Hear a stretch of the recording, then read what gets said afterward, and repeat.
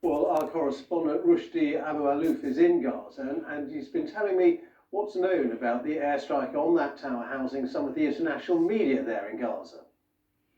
Yeah, it's hard to clarify this as the landlord of the building was speaking to the media just now and deny any military sites involved in his building. He said it's housing media and housing engineer company, housing tech companies, and also about 60 residential apartments in the building. It's by far the biggest building so far. It's been destroyed not only during this war, I think, but during the previous escalations.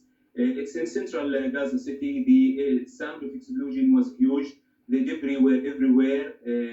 One of the main streets was blocked because the building was collapsing in the main street.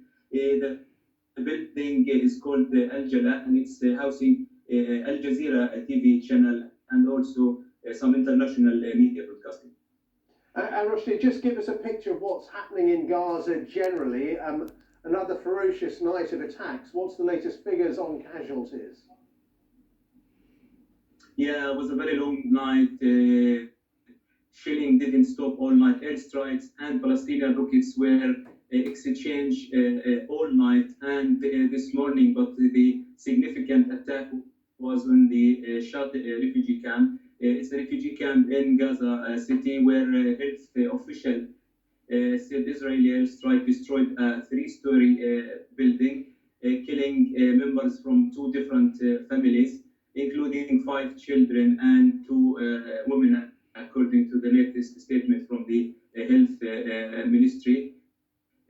Also, in other places, there was different airstrikes in different area, targeting flats for senior Hamas military official in central Gaza. Also, a police station was hit.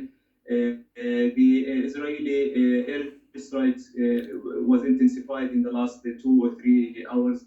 Also, the Hamas militant group said that they have fired a barrage of rockets towards the city of Tel Aviv in central Israel. They said this in retaliation for the killing of the family in central Gaza, and also the most recent statement saying for the destroying of the big building in Gaza. And we saw pictures in the last 48 hours or so of some Palestinians living in the border area fleeing. Do they still feel that they fear that there could be an Israeli ground attack?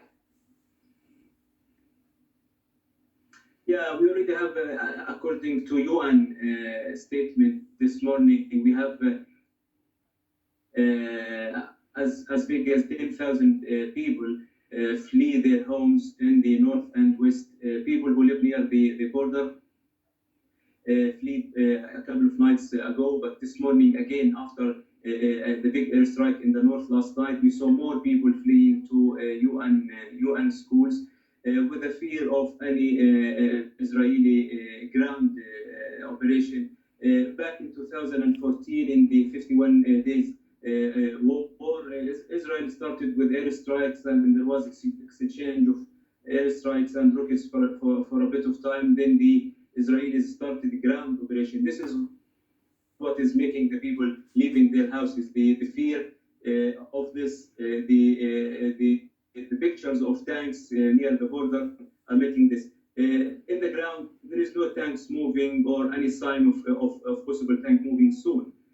But the people, one of the family members told me that we have to learn from the lesson of 2014 when we stayed in our homes and the homes were destroyed over our heads. So we decided to leave early to make sure that we are safe and our children are safe.